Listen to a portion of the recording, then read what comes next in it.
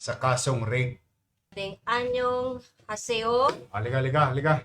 Koreanong top 6 most wanted person sa kasong rape na tiklo sa NAIA Terminal 1. Ito mga kababayan, si Kim Baek.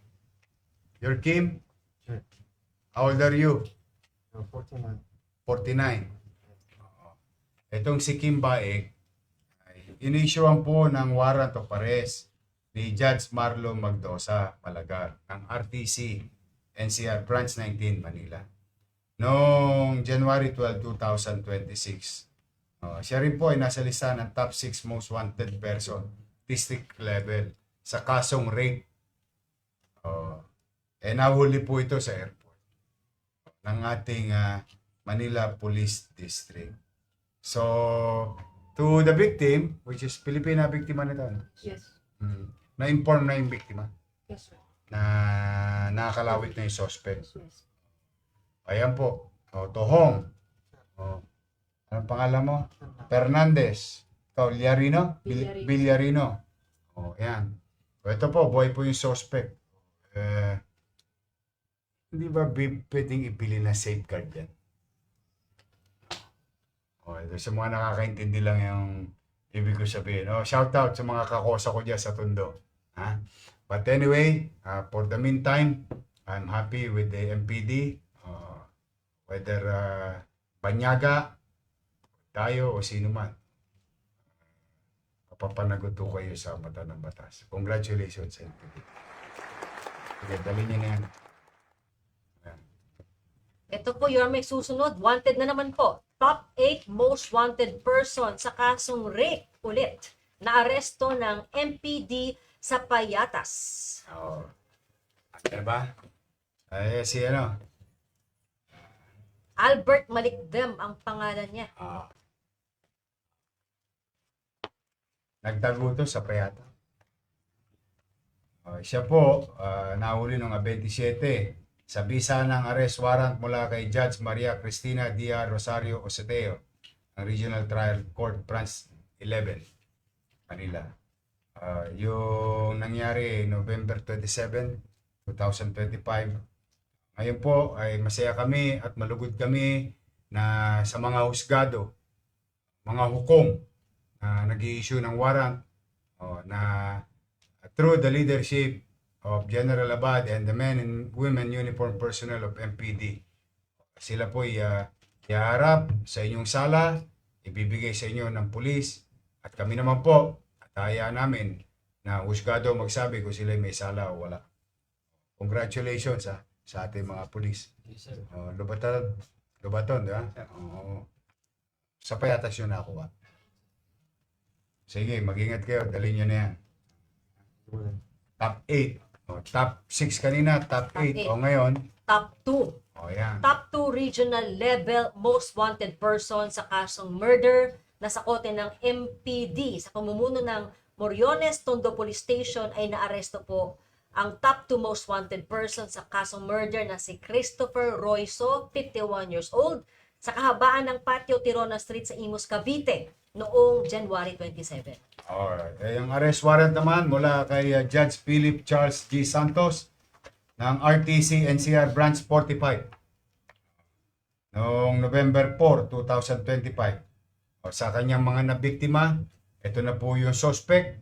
And I hope in our own little way, your city government, ang inyong pamahalaang lungsod ng Maynila at Manila Police District ay makapagbigay o maibsan yung hapdi, sakit na nararamdaman ninyo at makamit ninyo ang hustisya sa mata ng husgado, at hayaan natin sila ay magpaliwanag kung sila ba'y may kasalanan o wala. But for the meantime, warrants were issued. I'm happy for the judge and I'm happy for the victim, and I'm proud of Manila Police District, the men and women of MPD. Congratulations. So, dali niyo na kay Judge Cruz.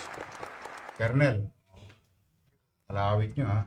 Keep it up, pare. See you later. Kaya po, mga kababayan. Shoutout po sa ating mga kapulisan. Maraming salamat po sa inyo. sabi ko naman sa kanila, ayaw nilang makinig. Magbago na kayo ng address. Huwag na dito sa Maynila. Pero okay lang. Talagang hindi namin kayo mapigilan. We'll make sure justice will be, you will be brought to justice in our own little way. May certainty sa Manila. Okay. Yan Tuloy-tuloy po po mga tayo. LS po natin. Oo. Kaya nga po, salamat po at malaking bagay po yun sa pamilya, boss, kahit na matagal na panahon ay magkaroon ng hustisya. Oh. Kasi hindi naman tayong dalawa para humusga eh. Ang trabaho natin, yung mga manonood, magkaroon sila ng kapanatagan na yung mga umabuso sa kanila ay tinutugon yung trabaho ng pamahalaan na papanagutin itong mga individual na ito. Yun naman trabaho natin. Bubuti tayo mo kapipilitin natin sa tulong ng kapulisyan natin. Makapagbigay ng hustisya, makapagbigay ng kapanatagan, lalong-lalo na sa nanay at tatay. Kasi yung mga anak nila, nasa kalsada, isang gabi, isang umaga, nag-iisa, o kaya yung mga magulang na nanonood naman sa labas ng bansa o sa labas ng Maynila, na kapag dumarako ang kanilang mga mahal sa buhay dito, kahit papaano, hindi tayo perpekto, pero kahit papaano, may kapanatagan sa lungsod ng Maynila. At ito po, Yorme, tuloy-tuloy. Marami po nagmamalasakit sa ating lungsod. Oo nga. Dahil alam nilang, Testa kahapon, no? Paldo tayo kahapon, di ba? yes po. Kwento mo sa kanila, Mocha. Ito po, good news po dahil nag-donate po ng 463,343 pesos worth of toolkits and training equipment para sa Universidad de Manila at Manila Manpower and Development Center. Kung maalala mo, Mocha, halos every quarter o every 2 months, meron tayong graduation na ginagawa. Yun yung mga skills training ng Manila Department of Social Welfare o yung MDSW. Yan yung pinamumunuan ni J. De La Puente na parang ano po yan, mirror yan ng DSW. Sa National DSW, tayo MDSW. Ngayon, tumulong itong TESDA, ang gaganda ng mga gamit para sa ating mga learners. At the same manner, yan yung sa Universidad de Manila. Congratulations sa President Pelma. At doon naman sa atin, dito sa ating Manila MDSW Training Facility. So thank you very much to TESDA. Thank you very much sa inyo. Katulad ng sinabi ko kahapon, mabasa pa kayo ng ulan. Ang dumami pa kayo. Thank you very much. At meron din pong nag-donate ng medical supplies, Yorme, mula kay J. Mercado and Nanay Norma Mercado from USA. Oo.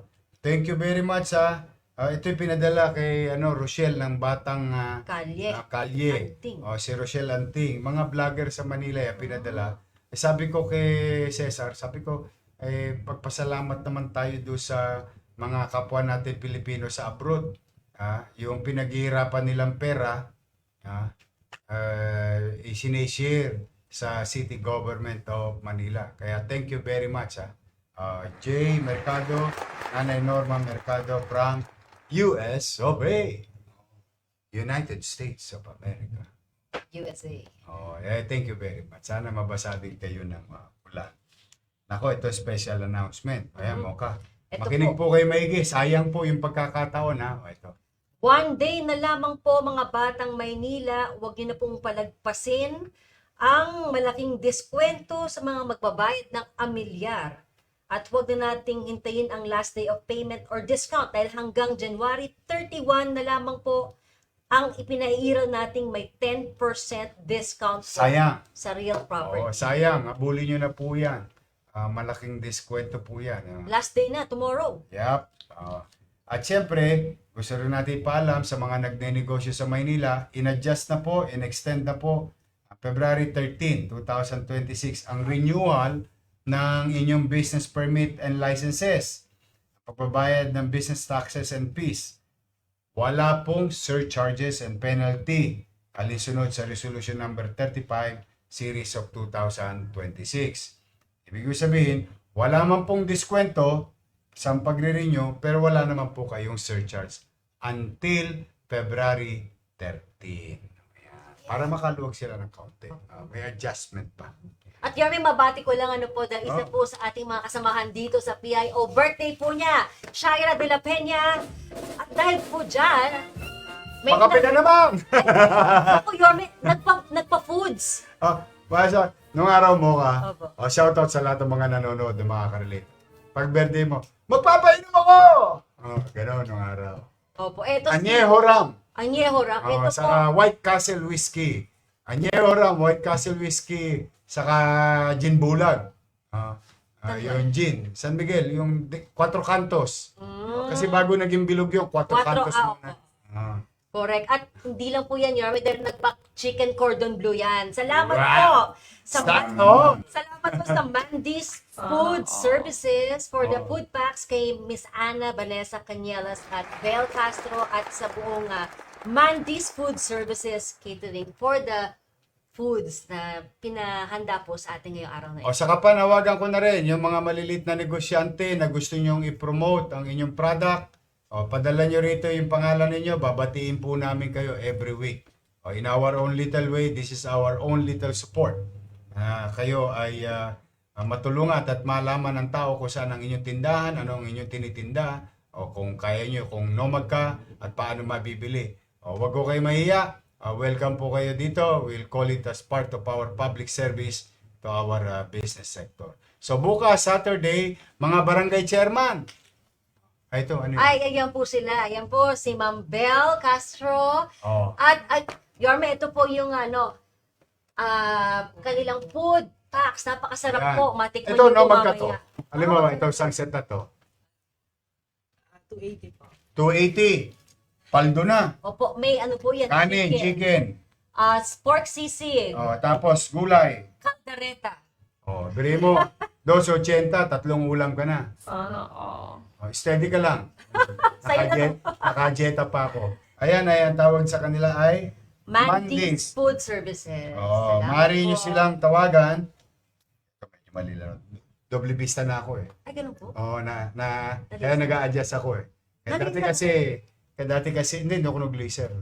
Hindi pa ako qualified. Kaya makakabasa na ako ngayon. Dati kasi kailangan ko tagalin pag malapit dahil pang malayuan lang ako. So, ngayon pwede na po. Ayan. Tama. Mandy's JB Food Services. Tingnan natin kung tama. 0964-923-2248. Tama po. Viber 0917-135-3534. Tama rin po. Yun. Yorme, anong procedure yan? Hindi, ano lang. Doble vista. Ibig sabihin, may pangmalayuan, may pang... Yung salamin nyo. Kaya medyo... Hindi na ganito ang pagbasa nyo. Hindi Hindi na napansin. Saka hindi ko na halos tinatanggal. Okay. Ayan, Aldo. Sogbo. Wow. Thank you, Mandy's Food Services. Parang yung di ba, yung bulalo sa laong-lang. Bulaluhan sa Laong Laan. Sarap. Sa Ugbo, sa Tondo. Thank you, ha? Saka yung Fusion Alley. Yorme, may kukwento lang ako. Oh. Last Friday, nasa Fusion Alley kami. Ah. Napakaraming tao. At alam nyo ba, kahit taga Cavite, Caloocan, Bulacan, nagpupunta ng Fusion Alley. Gusto mong mas matinding kwento. Ay, sige po. Simula nung nasimulan natin yan, regulating these things and closing streets in support, and the government went in, the city government, since July 1, maniniwala ka pang marami na naging milyonaryo. Doon sa mga, doon street foods, mga vendors po doon. Sana Wow. all. Tingnan mo bibigyan kita ng kwenta. Let's just say, hindi ko napapangalanan. Baka ayaw niyang ipalam. Inumin, baso, Opo. 40, 40, 50. 50. Siya'y tumitinda ng mga 400 to 500 cups. A day. Paldo, A night. paldo. Anay, Okay. kasi panggabi lang naman Yes. tayo. Opo. Hapon hanggang gabi. Yes. Magka. Ito na po. That is 40. Mura na 40 lang. 40 times 500 ka po. Ano po gawin Let's natin? just say, 20,000 pesos. times 30 days, Times. 600,000. Oh, simple lang pero Paano pa yung mga Drinks ganito? lang ito. Drinks pa lang yan. Nomo pa lang yan. Tsaka minimal price na po yung pricing natin, Oo. 50. Natutuwa ako kasi, di ba, masaya ako para sa kanila. Sumunod Ah. sila sa pamahalaan. Kinilala nila yung halaga ng pamahalaan kapag sinuportahan sila. Ilan yun? Grabe. Di ang dami ng milyonaryo Mm-mm. sa kalsadang yaon na tagalungsod ng Maynila. At yung iba ay hindi pa tagalungsod ng Maynila. See? Ganun din nangyayari ngayon sa Malate. Yes, sa Remedios Circle. Yes. Yung gusto nyo bang beer? 80 pesos lang. Happy hour. May banda May pa. banda pa.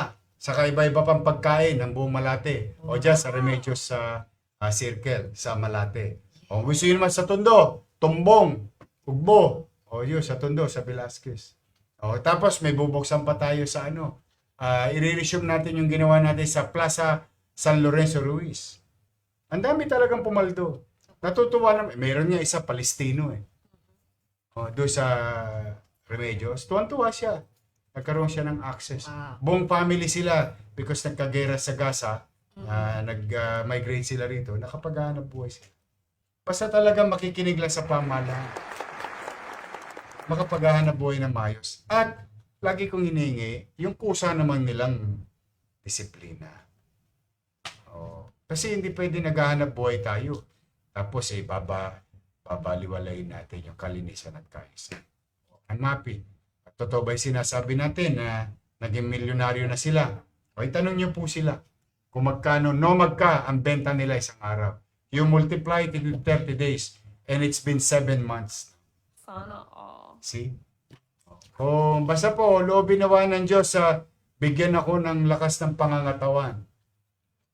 Hindi po tayo titigil na paano mapataas ang antas ng pamumuhay ng ating mga kababayan sa lungsod ng Maynila. Hindi tayo titigil na makapag-isip ng mga opportunity. Kaya lamang po kung pamisan-misan hinihingan ko kayo ng ekstrang balikat.